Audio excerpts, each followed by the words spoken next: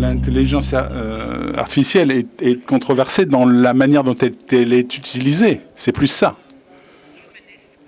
C'est une question humaine, humaniste, plus qu'une question technologique. Parce que c'est un outil qui existe. Et on ne peut pas le nier. Et on doit l'intégrer à notre travail. Dans Alpha, mon dernier film, on l'a utilisé pour faire des images de synthèse. Ça nous a beaucoup aidé. Cependant, je pense que jamais l'IA ne devrait remplacer le travail humain et l'interaction humaine. Je ne peux pas avoir un dialogue artistique avec l'intelligence artificielle. Je peux avoir un dialogue artistique avec mon superviseur image de synthèse sur la manière dont on va utiliser cet outil. Et ça doit rester un outil. Et à aucun moment, ça ne devrait supplanter un travail humain, une sensibilité humaine, une interaction humaine. Sinon, ça serait mal. Parce que dans ce cas-là, ça serait simplement une question financière, ça serait simplement pour économiser de l'argent, plutôt que de payer des salaires, pour réduire les effectifs de gens qui travaillent sur un film, ce qui serait immoral, ce qui serait pas la bonne chose à faire. Donc c'est un outil qui peut être c'est un outil qui peut être utile à condition qu'il demeure un outil. J'ai un problème avec pour citer Guillermo del Toro, qui serait un peu là, il disait que l'intelligence artificielle aille se faire foutre. Donc moi, j'ai un côté un peu militant par rapport à ça. Pour moi, c'est quelque chose qui est en train de détruire notre planète. Cela colonise nos esprits et dans la manière dont on voit, reçoit les images et le son. Je suis très inquiète parce que je pense que la chose numéro 1 qu'on doit défendre en tant qu'artiste, c'est l'humanité. On ne doit pas penser à qu'est-ce qui rend la vie plus pratique, mais comment est-ce qu'on peut vivre. Je ne sais pas si vous connaissez la série Sévrance, et j'y pense beaucoup, parce que Sévrance, c'est un des meilleurs documents qui existent sur la manière dont l'intelligence artificielle supplante tout ce qui est magnifique et difficile dans la vie humaine.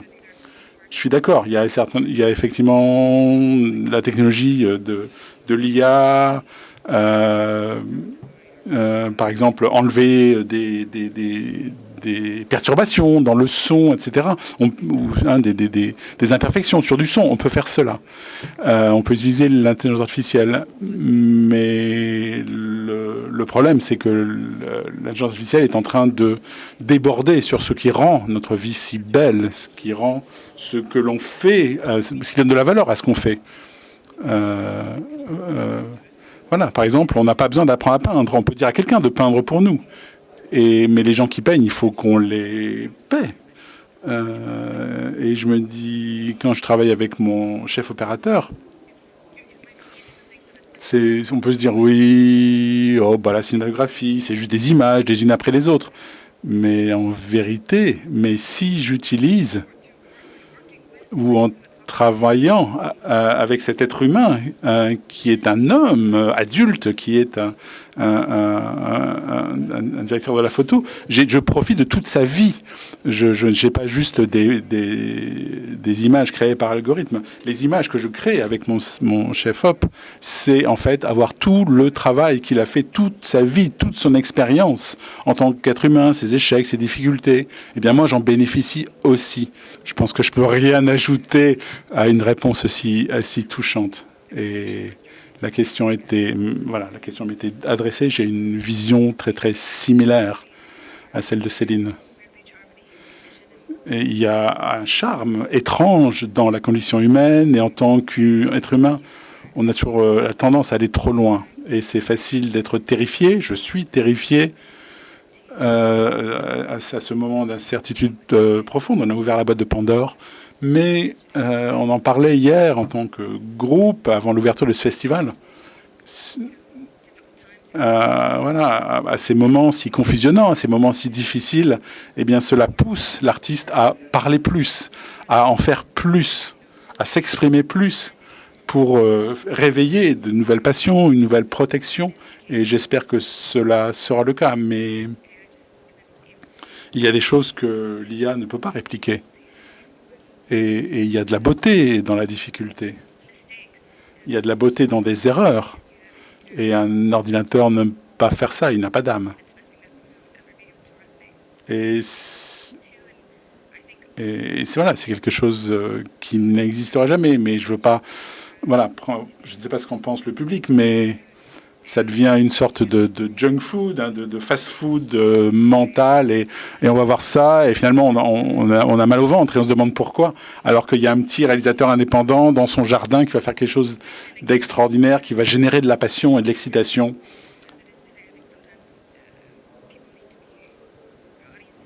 Et oui, je crois que peut-être, voilà, et je pense que le public doit être privé de quelque chose avant de pouvoir apprécier quelque chose à nouveau. Et donc j'ai foi dans la vision artistique. Il y a toujours quelque chose de nouveau, de créatif qui va nous inspirer. Alors que l'intelligence artificielle ne fait que répliquer. Ma réponse officielle, l'intelligence, c'est bien, parce que c'est le début où la race humaine pourra enfin commencer à réfléchir à ce que seuls les humains peuvent faire. Ça, c'est ma réponse officielle. Mais ma réponse personnelle, c'est je vais organiser un groupe militaire pour aller détruire les serveurs de l'intelligence artificielle partout dans le monde. Je vois ça de ma perspective en tant que Marocain. Je ne suis pas sur les réseaux sociaux, mais je ne suis pas sur les réseaux sociaux. Je pense qu'il n'y a pas besoin de réseaux sociaux, mais cette notion que la morale utilisée aujourd'hui dans l'IA, eh bien, elle ne m'appartient pas. C'est pas ma morale. Je dois, moi, créer ma propre morale. Parce que sinon, c'est une nouvelle forme de colonialisme. Hein, c'est du whitewashing, si vous voulez, hein, du blanchiment de notre... du blanchiment colonialiste de notre héritage. Moi, j'écris de droite à gauche. L'intelligence artificielle ne peut pas traduire des mots, des expressions arabes comme celle-ci.